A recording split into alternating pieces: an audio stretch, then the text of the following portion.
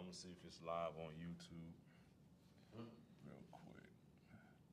Cause all they're gonna see is just your who the hell texting me? Okay, cool. Alright, let me check my YouTube. What it do, y'all, man? This is BP on set, man. We here live at Digital Ignition, man. We locked in with Dominique with the ATM agency. Let's see if we live. Are we live? Are we live? Yes, we are. D Hudson, let's stick to D Hudson, man. What up, though? We live or not? Yeah, we live on YouTube. It's just for this camera angle right here, but what I need to do is program out. So when it shows up, there we go. What's happening? D Entree motivated, y'all. Trying to get some AI in your life. Yes, sir, yes, sir. AI to be able to enhance your presence, your business, things that are going on, your emails, your income producing activity. You want to automate, you want a better system in general. Because the system is the solution. All right, we running, we rolling, we rolling. So listen, the system is the solution. You can hear this mic? Yeah, let's see. Go ahead. Testing. Yep, we live. We sound good. Go ahead and tap my mic in. Yes, sir, man. We live in effect, man. This is BP on set. We're here live at Digital Ignition, man. Shout out to Plottable, man, for letting us to use this beautiful location, man. Right now, we here locked in with Dominique with the ATM agency, man. This is one of my player partners, man, man, we go way back, man, afros and Jerry curl type shit, you know what I'm talking about? This is my guy right here, man. Innovative, man, jack of all trades and a master of some, you understand me? And I guess right now we're going to discuss mainly technology, AI, you know what I'm saying, different systems, agents, man, it's a lot of words that's going to be thrown out here, but my guy Dominique is definitely going to be able to break things down in layman's terms, right, to make it very digestible for people like myself and others that's probably tapped in and tuned in live right now. So as you can see, you see him on the screen, but I'm about to go ahead and go directly to the feed and man, tap in, tune in, man. Let me know what y'all thinking. What's going on, man? Entree motivated. You know, I motivate people and also because I'm motivating. So things that I say last, forever. You know, one thing I want to talk about is, AI is it's all over the place. And it's really about getting a clear understanding of what can you actually control, right? Because we can speculate, we can, spectate and speculate. All those different things is not going to help us, prosper in those fields, right? So the concept of let's just say a chip, and a quantized language model, right? Quantized model. I know those are some strong words coming out of the gate, right? But just think of the concept of the AI that lives on a chip. This is more of a chip or hard drive case. Just imagine AI's living on this case, right? Just imagine when a certain amount of AIs get on this case and it's always connected to the internet and it's always doing a task, for example, that I would manually do, for example, research or things like that, right? And then just imagine the same device sitting in a room running on its own, right?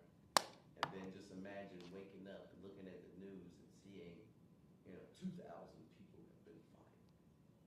10,000 people have been fired, right? 5,000 people have been fired, right? And when they say the company is shifting towards AI, and the company is shifting towards, a more, AI or, I would say machine learning ecosystem, staff ecosystem. My question is, what does the AI that's replacing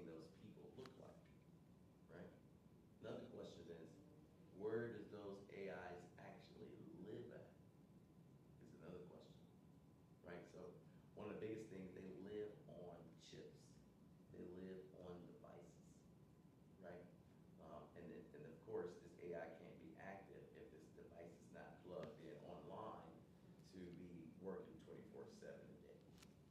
So when we're talking about being able to have chips and AI that's living in the cloud, when the AI is actually doing tasks and completing tasks, it's actually called an agent. So for in order for this agent to work 24/7, it has to be in a cloud environment. Meaning, instead of being on this chip has to be plugged into the internet to be accessed through any other internet, which is what a cloud is. And a server, once you turn a chip into a stable device, and you plug it up to the internet, it is considered a form of a server. So, knowing the AIs live on here, and these are the things that are replacing people, and corporations are using these things to replace people. What do you think the people can do to enhance themselves? Do you think the people need one of these as well to enhance their power, to enhance their AI power, while we're getting fired from these corporations because of these? Why don't we figure out what these are so we can utilize them for our own advantage? And that's the big question in the next coming years when it comes to replacing. Are you going to be replaced or not? Because even if you are replaced, do you own the thing that is replacing you so that you can still have the same marketing efforts, the same work power efforts, the same robotic efforts, the same hours put in daily in your business? If you don't own what this is, then you're going to rent what this is, or you're going to be fired from what this is. So I'm trying to figure out what would be your plan if you understood that corporations are firing people because of these things here. And that's a big question when we talk about a chatbot is just one thing. A chatbot, you actually have to sit there and kind of go back and forth with it, which is called supervised learning. I have to sit here and supervise. I have to sit here and, like a baby, I have to sit here. I can't leave you, because if I leave, nothing else is going to occur, right? When you get to a point of unsupervised learning, meaning you have gotten to a point where you don't need to be supervised. Of course, that's what unsupervised learning is. And those are machine learning techniques. But they go hand in hand, because sometimes you need to be supervised before you're unsupervised.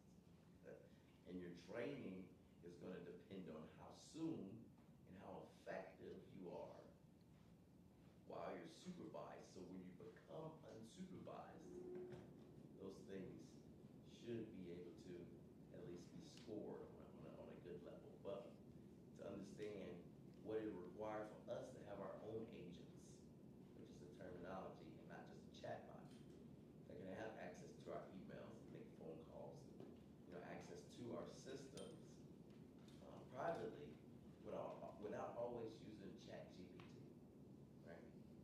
When we start talking about quantized language models, which we only really talked about chips, the language models can live on a device this small. Before last year, language models could not just live on a device this small. Before, you actually needed GPUs or $100,000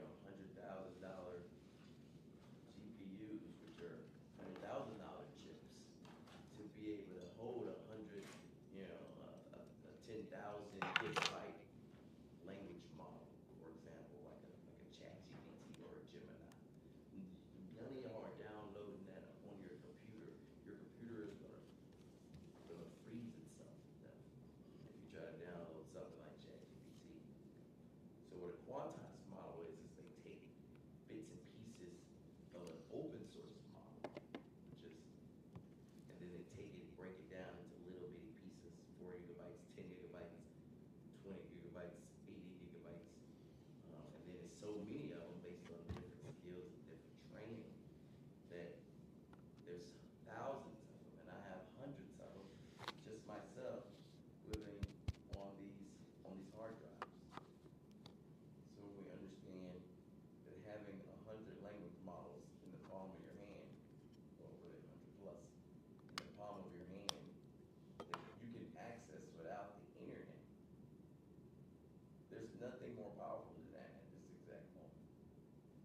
But once we learn how to utilize these language models to do stuff for us, plug them to the internet, plug them to our email, plug them to all the different tools that we're using, plug them to our glasses, plug them to our smart home, plug them to our GitHub from our developers, right? Plug them to our YouTube to edit shorts from a clip, plug all these language models to our online systems. It requires software. It requires a system. It requires your own framework to enhance these AIs here. Just because you have 100, you can have the biggest AI in the world at your disposal. But what actions is it doing to help you is the real question.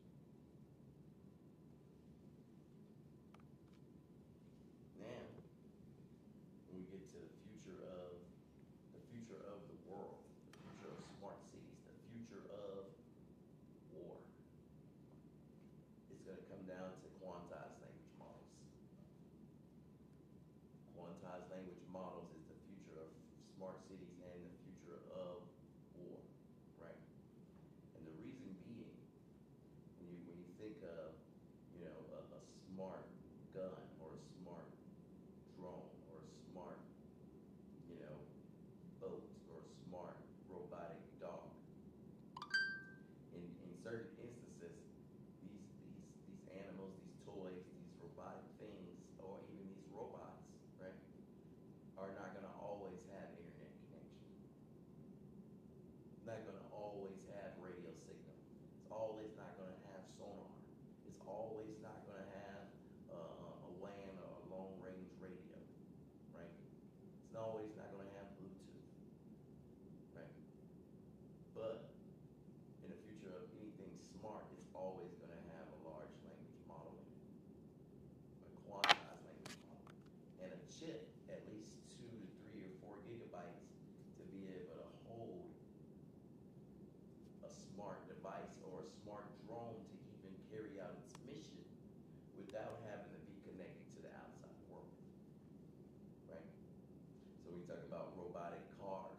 For a car, for your signal to go out and not a car goes haywire, that should be a never ever case scenario. Should there's always be AIs locally, to be able to always work without the internet.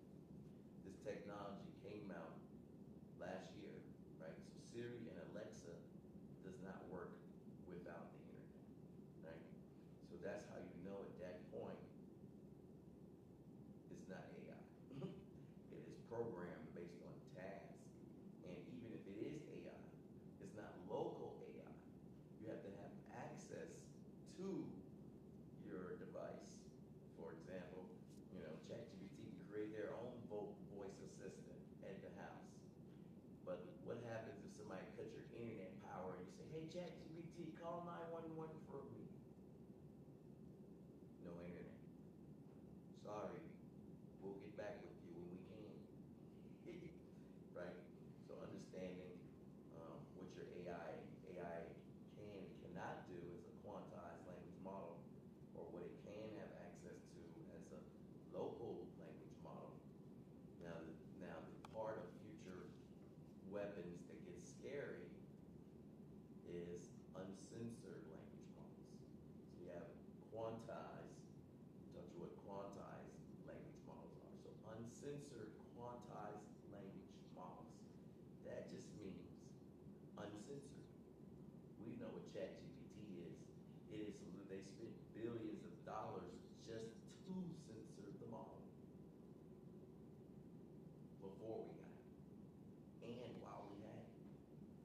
So when you think about us getting a smart and intelligent AI similar to ChatGPT that is not billions of dollars spent to say, hey, let's take out the codes that hackers can come up with, the things that people are going to ask them to build that they shouldn't be building, the pictures it's going to generate that it shouldn't be generating with celebrities, right? That's why Elon is, they give him backlash on him, having his language model with a little more uncensoredness.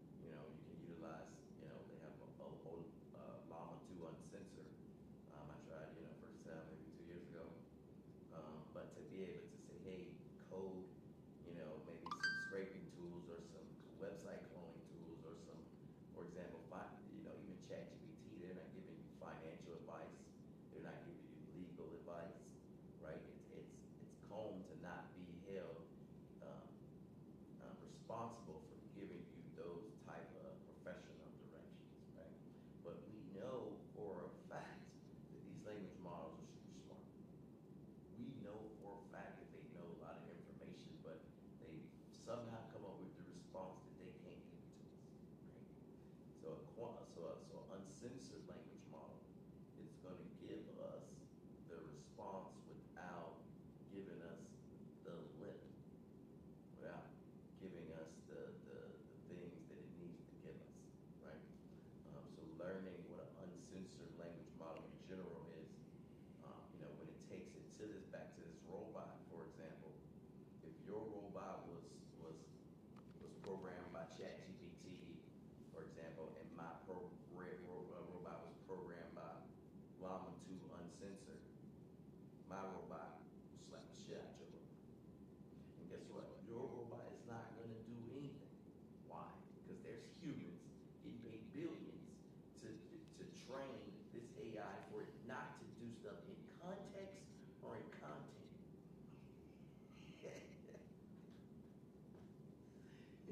So you get to a world of your robot is trained. And matter of fact, if it's ran by ChatGPT and the internet is off, your robot is not even capable of doing much of anything. Yo, so I want to chime in real quick. So last night I was watching this documentary.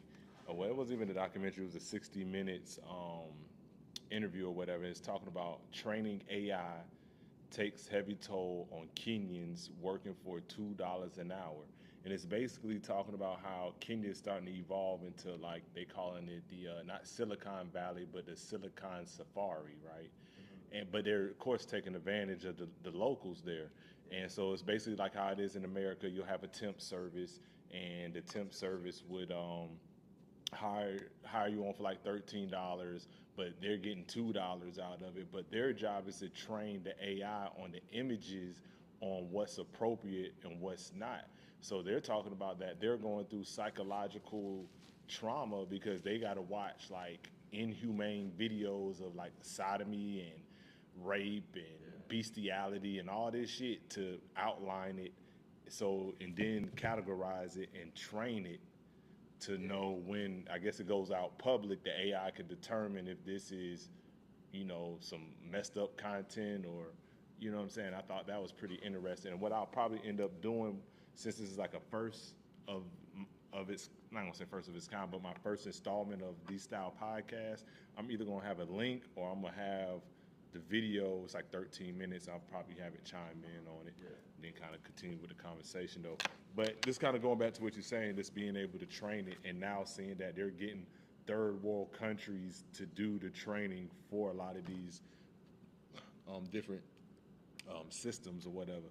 And I thought it was kind of interesting you bringing that up and how you can train it, but what currently and how it's currently being trained, it's like a modern day sweatshop, like a digital sweatshop. You know what I'm saying? Like 40 hours a week. On the corporation side, they're in the race to create bigger, better AIs, 24/7 right now. And in a sweat equity world, it's going to come down to what is the most manual part of this business. In those arenas, you can train AI fast, but when you're dealing with massive corporate entities, the biggest thing is they're gonna outsource the work for as cheap as possible. Yeah. I mean, that's a lot of companies, no matter what it is. So even the Philippines, you hear, Nigeria and some of these places, they'll work, $2 an hour, or things like that. So when you're outsourcing some of the manual labor, it's almost the price of a virtual assistant job sometimes. But as far as I think being able to train AI in videos, you have AI that train AI as well, but a lot of times you always human oversight, just as an ultimate, protection of what's being put out there. But being able to utilize that, the people that you can utilize, for the cheapest is one thing to think about. For them to think about the new types of mental diseases that could even be created, or it's not even studied.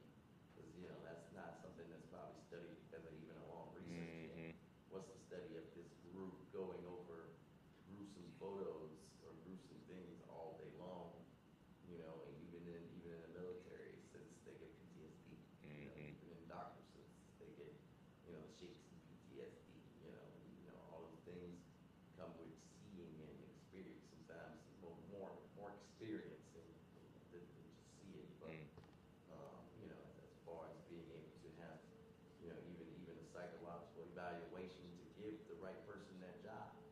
You don't want that kind of job where you drive somebody crazy, right? Yeah, yeah. That they wasn't even tested to even, it's like a psych job, even as a cop. Some people, they're trying to outsource the work for the cheapest possible. So you're not going to go through all these different tests and evaluations. But even on a cop level, they have to have a psych evaluation to make sure they can psychologically handle, these situations that's going on. But for somebody to get paid $1, $2, $3, $4 an hour, Yeah.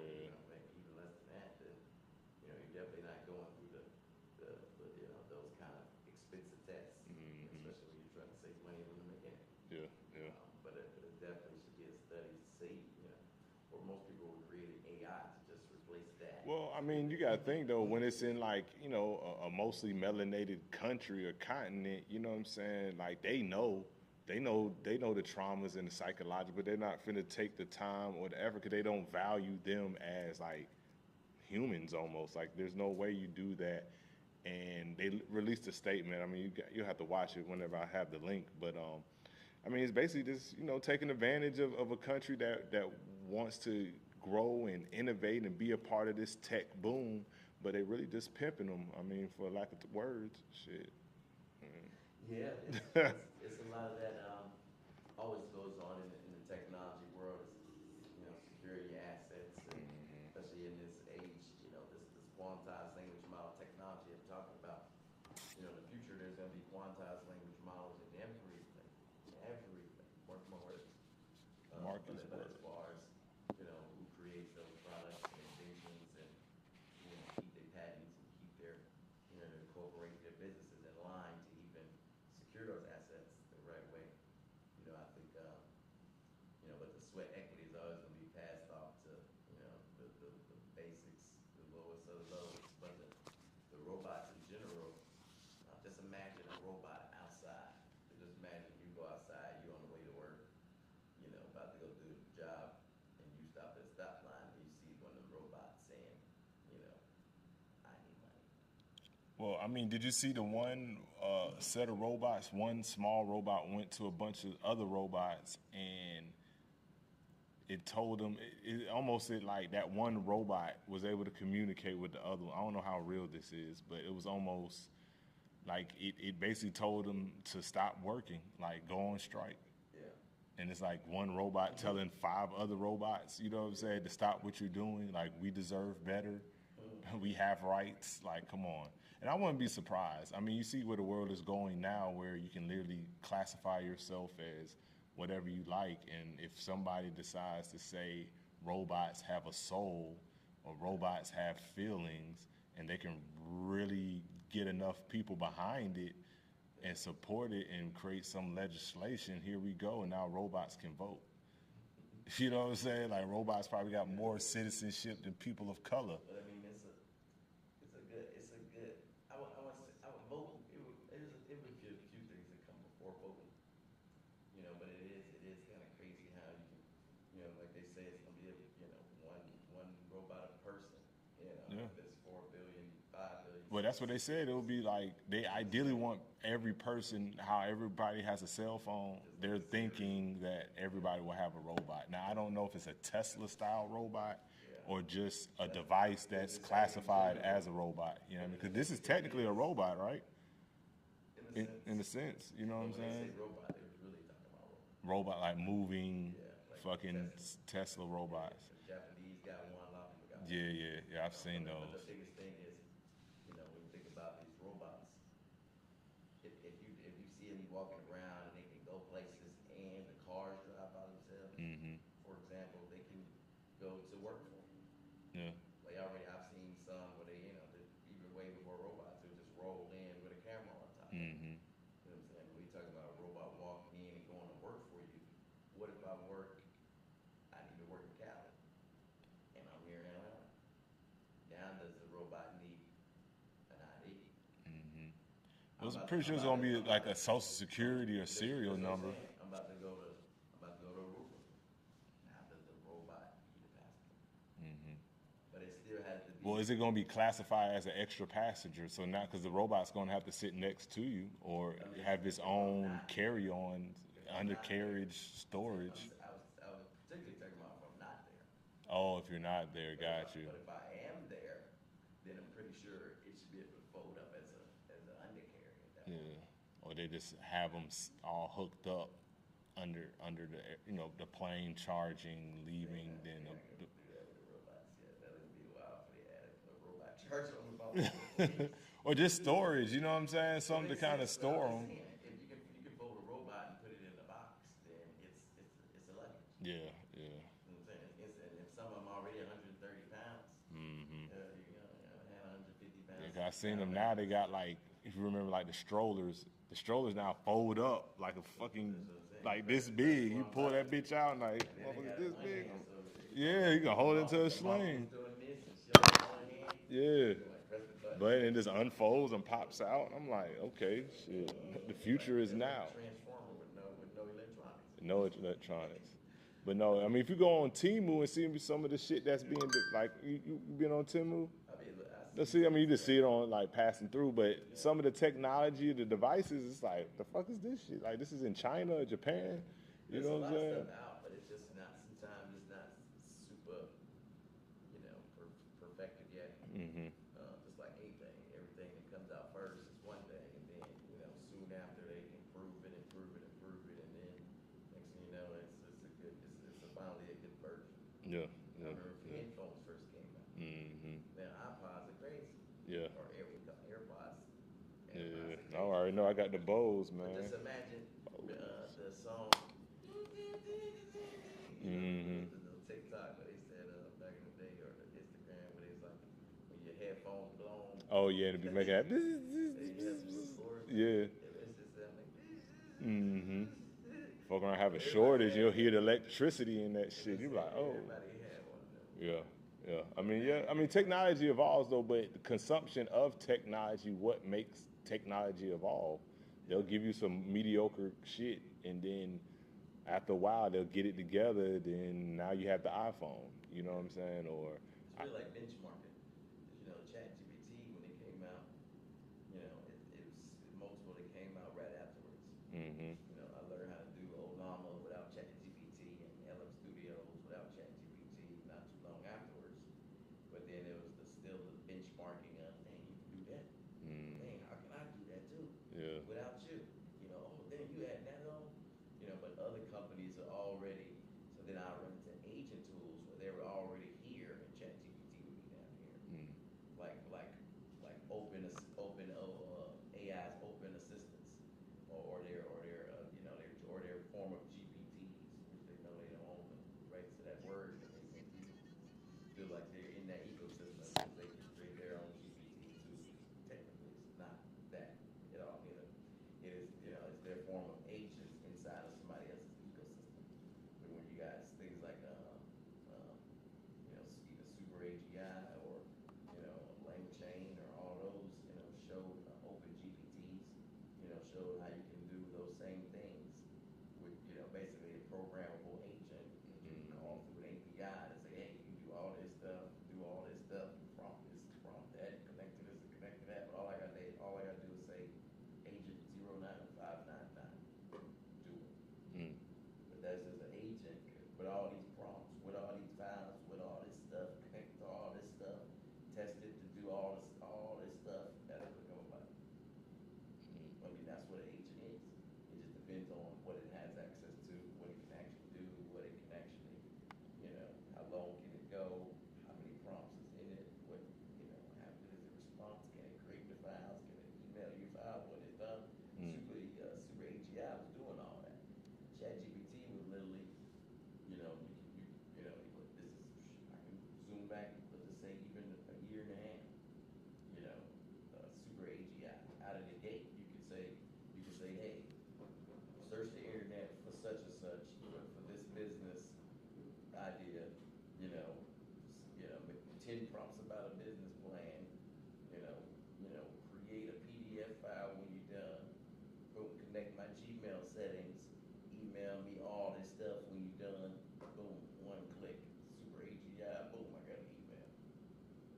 You know, but then after a while, Gmail's like, dang, we need our own tool in here.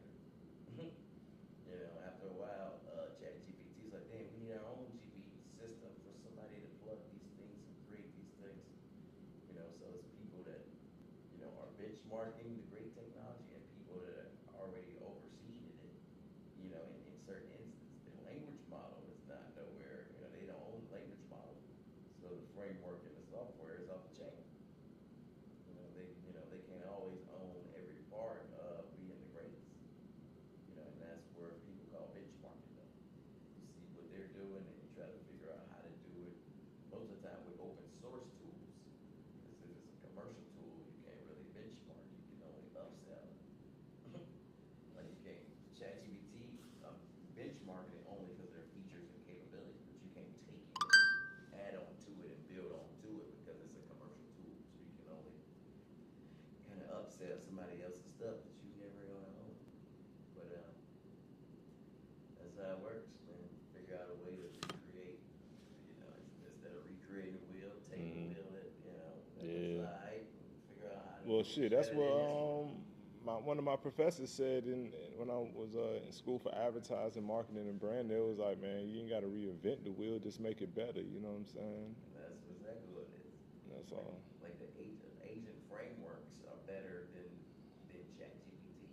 They have a massive language model, but it's you know, but if you so OpenAI's job though is to create those type of agents that everybody else has the best way they can. But some they can never recreate, like Open Interpreter. Open Interpreter should have access to your whole computer. You can prompt, organize my files on my desktop, edit this video, chop it in 3 parts. You know, as you're literally chatting with your computer. You know, and Open Interpreter came out over a year or so ago.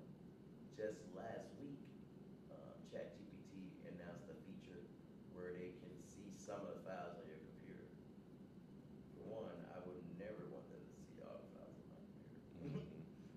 For two, you know, they just realized for one they had to create desktop software to do such, so that it can be downloaded on the computer, and then you know then literally give it Open Interpreter features to allow it to read some of the files on the computer without manually searching for it. So even if ChatGPT, OpenAI added Open Interpreter in their backend, Open Interpreter is open source. Anybody could have added it to their backend. So why create they have a huge wheel, but instead of stealing you know, if they're allowed to steal somebody else's wheel if it's open source. So all they're doing is putting another wheel on the already existing vehicle. And it didn't cost them nothing and made them more. You see what I'm saying?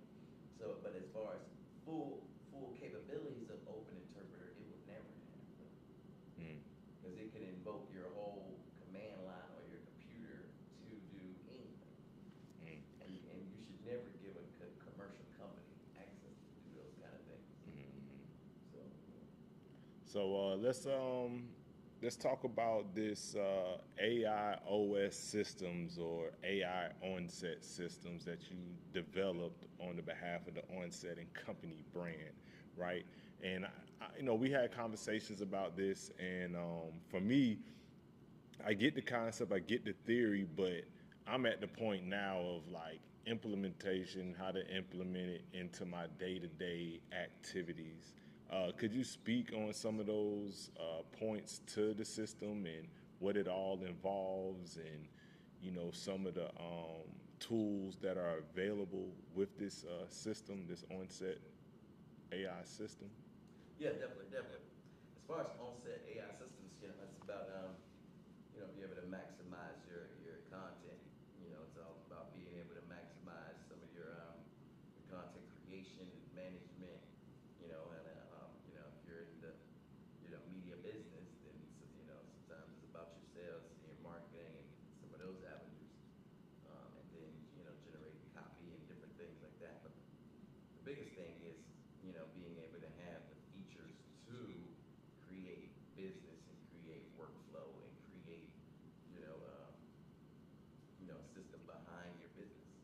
nobody runs business the same.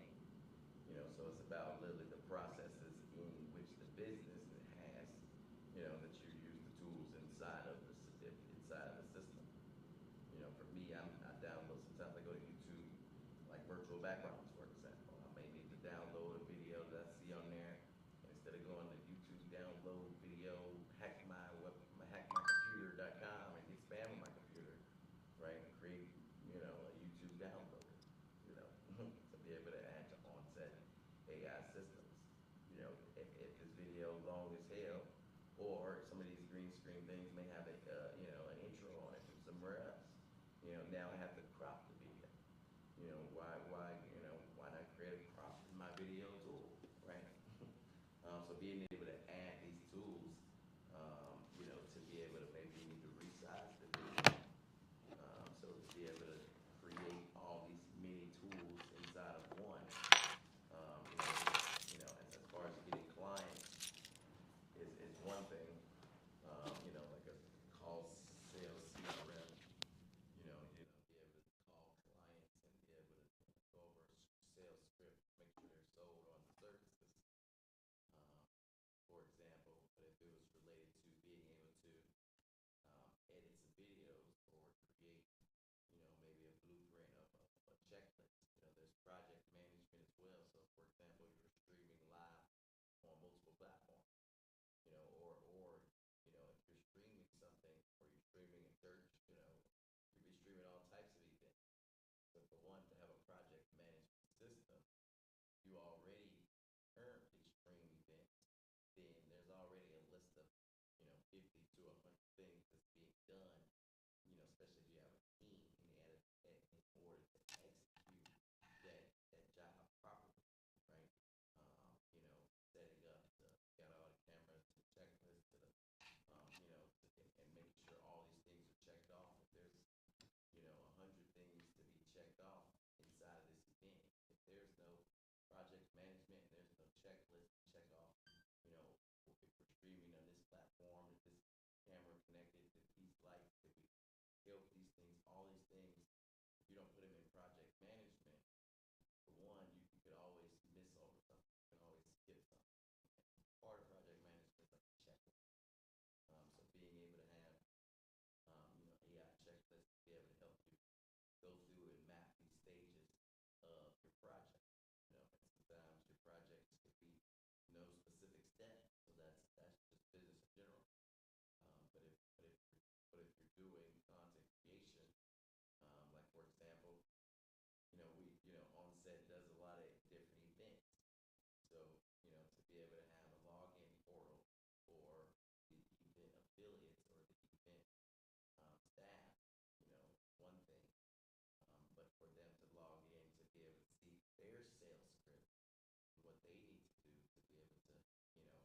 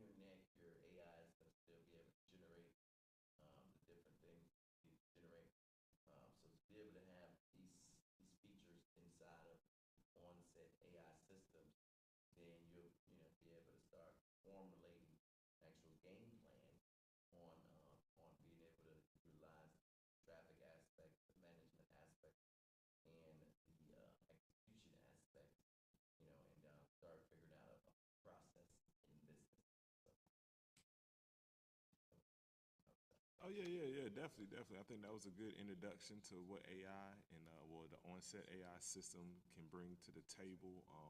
I'm excited for us to like really deploy this in 2025, really hit the market with it. I can't wait to start actually implementing it to my day to day.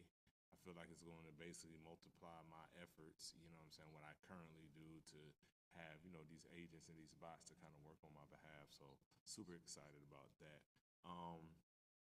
Trying to see what else can we speak about.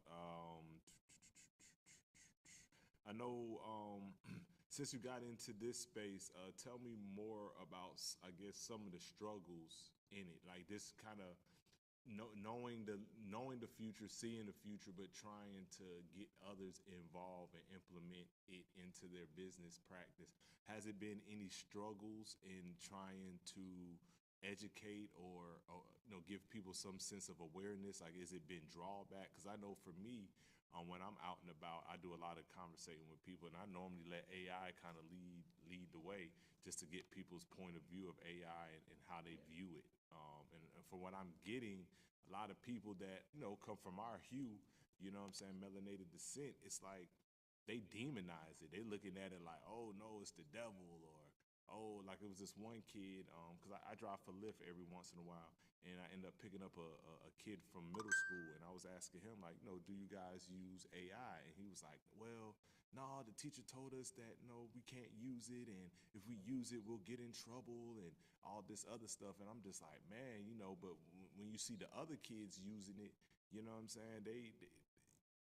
The teachers are actually encouraging it and showing them how to use it as a tool and a resource. I'm pretty sure they're not saying copy paste and send it to me. They're like, no, kind of get the juices flowing, take bits of it, learn how to prompt the right questions to get certain responses, to take that, then go to Google and do some more thorough research. Like they're teaching them some type of process. So I'm just curious to know, like, what are your thoughts on that, and just how society is currently viewing it? And I know you're more into like building AI from the ground up, but I know a lot of us are into the consumer space of AI. Yeah, definitely. As far as producers and consumers, it's a big problem.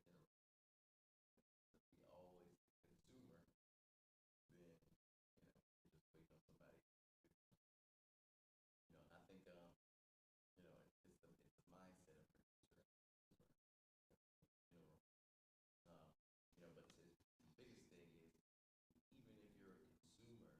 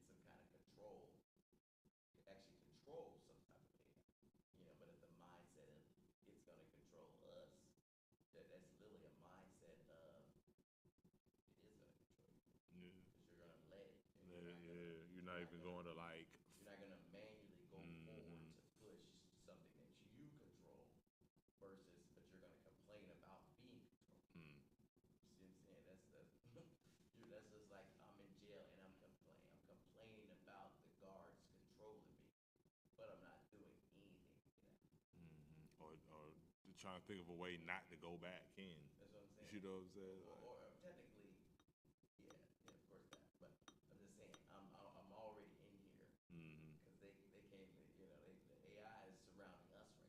Yeah. You know what I'm saying? So we're literally, being surrounded by the AI, but we're complaining about being surrounded by somebody else's AI. Mm. So if we're not even creating our own, but we're complaining about theirs, you think they're gonna stop, or you think they're gonna slow down? Well, my thing, Less? because if you think about it, like how black culture is culture, right? Yeah. And at one point in time, how like hip hop came about, it was like real organic, it was to the streets, and then it kind of got popular and commercialized, and now we really don't have any real say or do in culture, but we make it cool though. And I'm looking at like, damn, if we don't get on top of AI like we should, if we don't learn from the issues of hip hop and culture and apply it to AI, when we know AI feeds off of whatever society is giving it, and if we're giving society cool, then it's in our best interest to learn AI because it's going to take what we're already giving society and then use it against us. But if we don't have some sense of control or understanding or have some type of management of it, then it's going to pimp us like the music industry been pimping us for the past 50 years, since what, the 50th year anniversary of hip hop. But yet it's used, it sells everything, it commercializes everything, but AI is going to soak all that up, but we have no say in it, and then it's going to spit it out and probably use all the negative stereotypes and tropes of who we are and magnify it and put it out into society where people are going to view it as either entertainment and we're just going to go for the ride and just kind of be happy, or are we going to control it and kind of dictate the direction and the messaging and, you know what I'm saying, like really own it? Because if not, bro, I can only imagine what it will look like in 20 years from now if we don't really. Look, just imagine. It just feels like history repeats itself. Almost over 100 years ago, 100 and a few years, Black Wall Street. Mm-hmm. You know what I'm saying? Where they didn't just destroy the people and the buildings and stuff. You know what I'm saying? They destroyed people and buildings, but they also destroyed it because there wasn't digital stuff back then. Mm-hmm. There was no, hey, download these courses to pass this knowledge on. There was no, these books and ebooks to pass this knowledge Mm-hmm. on. They destroyed a whole legacy of people from being able to pass down. Well, fun fact though, Yeah. that I found out when they burned down Tulsa back in 1921, in June of 1921, they rebuild. But history will never tell you that because it shows resilience. And last thing they want is for us to have a sense of resilience, to know that they burned down Black Wall Street. They wouldn't give us any reimburse us for any of the insurance claims, but yet and still, they were still able to rebuild it faster and technically better than it was before. But the history, they will never tell you that. There was a martyr, and I'm pretty sure people came and support. Mm-hmm. But I think the same thing though with this digital era right at this moment. Like you're saying, that we at a state where if AI is about to be in the next 5 years, 10 years, all these AIs are gonna be trained on everything we do. Mm-hmm. All our faces, like because it's getting faster and faster and better and better. And as far as data, it's getting, they like data is like gold now. Yeah. If you already got the data, they like, oh, we don't care. Yeah. But as far as being able to have ownership, in like even some of these language models, if they're being trained by non-black people or Mm-hmm. like it showed when they started creating images out of the gate. Mm-hmm. But as far as taking all of our digital assets and digital footprint and digital, representation or digital identities, whatever they would want to call that, and now putting it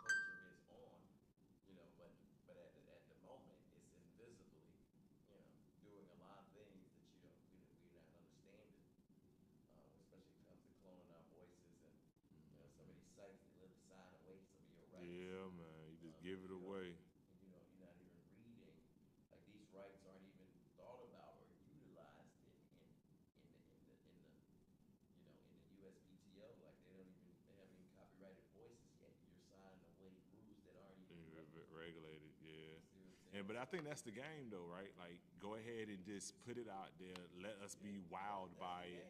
Give it away, and then maybe when my son is 20 something, that's when they'll be like, oh, now we didn't need to create legislation, but by now you got zillions of data, and you know what I'm saying, information where it's like, okay, now Such we'll court owns it. exactly, or Skynet, fucking. Skynet, exactly.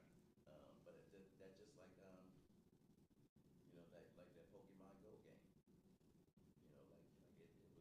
It was literally they was using it to map out locations, and now that company used that same data, same mapping data to make a metaverse type of Google and raise over $1 billion Yeah, yeah.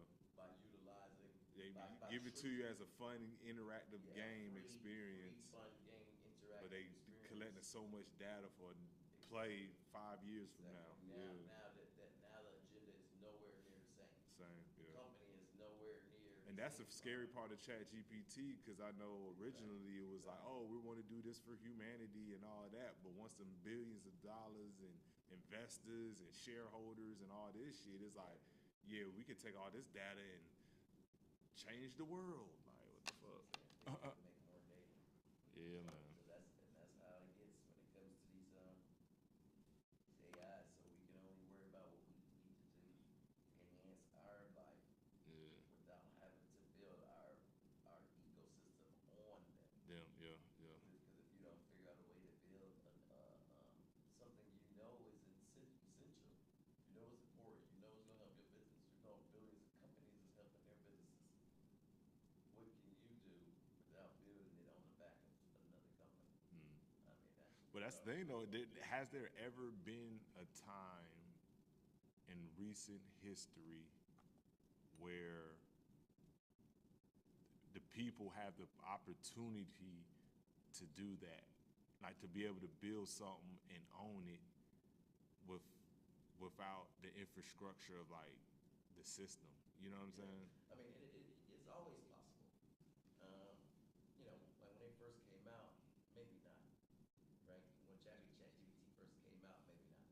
But not too long afterwards, it's always, but it's compromising though. That's just like having one place to get food, and then, you don't never find a place to get, and then that place closed, and then there's no other place to get food in this town. It's the same concept, but if you figure out how to do the same exact thing, it's all it is not putting your dependence in such things, but it's always having a exit plan. That's probably the biggest part of it is the exit plan, exit strategy. For one, my goal is never to build on top of another company, so when they mess up, I mess up. You know what I'm saying? Because I can't control another human. Yeah. So when it comes to, just thinking of that perspective, when Google or AWS messed up their servers and stuff, you know what I'm saying? A lot of computers down, hospitals down, things like that. But if it's for example, like if you got an important hospital down or important thing that's costing you millions and billions of dollars for being down for a day, what do you think your next step is when that shit come back online? Make a backup so when shit go back offline. But then if it keeps going offline, what can you control?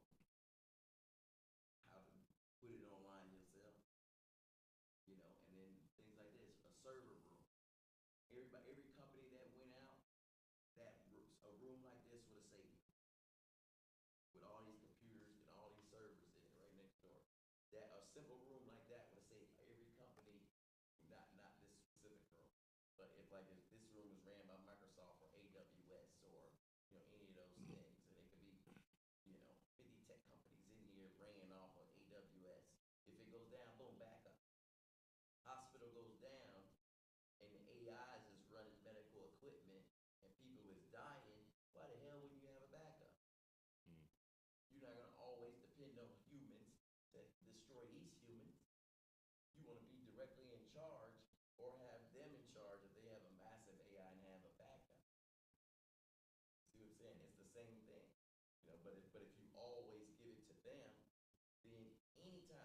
mess up, it's affecting everybody. So when you learn how to figure out how to do what you can do the same thing without them, then you don't always have to implement it. It's always staying updated on what they're doing so you can learn how to make yours better. But if you don't have the mindset of even having your own with your own even kids, whether it's a server, because a server can have email server, it could be AI server, it could be a web server, it could be a video server. People put their own on YouTube, and then when you put something that OnlyFans material on YouTube and they block you or they ban you complain to them because you don't have your own. See what I'm saying? In the digital real estate world, that's like moving into an apartment building and then they say no barbecuing on the balcony. And then I get a big smoker and then I put it on my balcony. I gotta go by the rules of somebody else's house. Right? Somebody else's digital real estate, somebody else's digital property.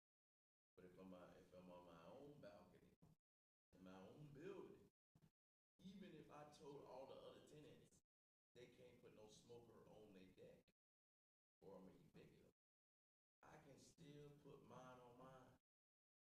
Who gonna kick me out of my building, out of my server? Intimate domain, right? You said what? Intimate domain, when they can come. I'm talking about actually owning my server. Server, yeah, no. Because technically it is intimate domain. I own the building and I own the land. But if you're playing in somebody else's world, now they're in control. Now, what we call it, digital squatting, niggas out here. AI squat. Digitally homeless. Digitally homeless. If you don't have a digital place to actually go, or you don't have a digital place to bring people that you don't own. You'll bring people to Shopify, which is somebody else's server. You'll bring people to your professional Gmail, which is somebody else's email server. You'll bring something to somebody to AWS cloud, which is their server. So now you got three companies that are you're basically squatting inside of theirs until you learn how to have your own server that has those same capabilities. Man, shout out to Avid Solutions International. They're saying that we're having an interesting conversation. Definitely. Appreciate that. Somebody's watching. Hey. But yeah, man, this AI, man. I mean, I don't know if it. Oh shit. I don't know if there's anything else you want to speak about in general. I mean, me. I'm just a fly on the wall that's switching back and forth. Just soaking up the knowledge and the insight in the game. So you tell me, man. It's whatever. Oh yeah. I mean that's pretty much it. I was maybe putting a stamp on what some of these quantized language models is, some of these open source language models. Well, I think what we got to do next, man, we got to get your laptop up here connected and have you actually go through or get I know we got some TVs and some monitors, so I don't know if it's like a dry erase. I think you said something about like a whiteboard, dry erase board app on the tablet or something. Yeah, I built it. And then we could probably have a TV behind you or whatever, and then while you're on your tablet talking about it, it can pop up. Or if we can use an HDMI, like a wireless HDMI transmitter, I can have it connected to my board, and whatever you're writing on will show up as its own camera feed or whatever. So its own input. So I mean, I guess it just depends though. But yeah, man, I think this might be my concept right here, man. I was trying to figure out like a dope concept for my podcast Q&A, like put the camera on you, and then I'll have a camera on me, like so, have a mic, and just be able to cut back and forth. And the live stream would just be this feed, and then once we drop the full edit, it'll be incorporating all three camera angles. So this will be like the lead up to the final edit. You know what I'm saying? The final production or whatever. So I think that's the direction I'm gonna go since I'm trying to figure out. But yeah, man, make sure sure y'all tune in for the next AI masterclass. It's next Thursday. Next Thursday. The Thursday after Thanksgiving. So we're gonna be learning how to build an app in one prompt. You know, some of us we're gonna use probably 10 to 20 prompts, but we're gonna be building an app in one prompt. Also gonna be teaching y'all how to join these hackathons, these AI hackathons, as we build our AI hackathon team up to be able to take on the world with these AI development projects. As we try to rank as number one developers in the US of A. So make sure y'all stay tuned for the next episode. And when I get back down to earth, it's up. Just letting y'all know. Oh, well, I'm already up now. But when I get back down to earth, you know, it's gonna be up there. Put it that way. Booyah! Still recording? Yeah, still recording. Yeah. Could put it on here if you ain't got space.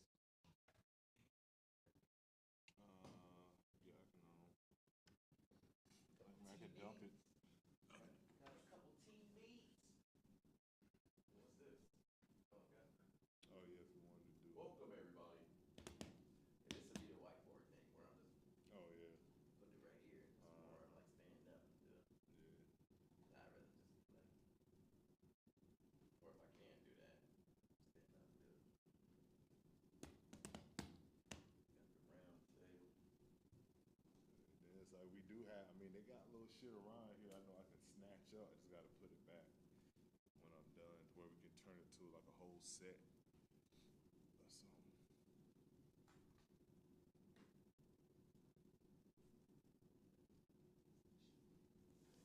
Yeah, man. Yep. I think I still got this on, don't I? Hell yeah.